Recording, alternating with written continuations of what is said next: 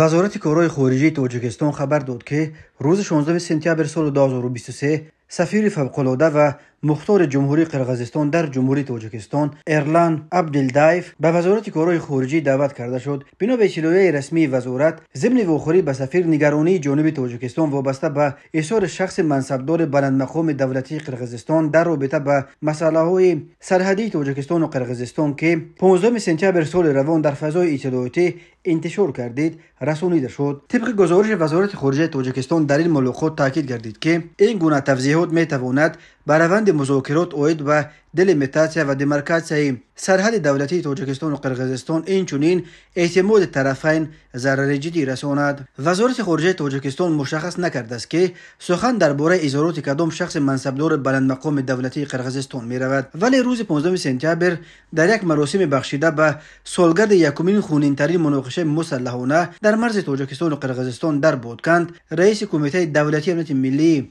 قرقیزستان قمچبک توشیف اظهار داشت که اگر تاجیکستان از دعوای زمین نسبت به قرقیزستان دست نکشد، در بشکک نیز بر اساس اسنادی که اخیراً پیدا کردند می توانند دعوای جوابی پیش بیارند و برگردانیدن زمین‌های به تاجیکستان داده شده قرقیزستان را طلب کنند. توشیف در صحبت با ژورنالیستان حادثه سال گذشته را عمل تجاوزکارانه نامید و اظهار داشت که از این به بعد ما به چنین تجاوز راه نخواهیم داد.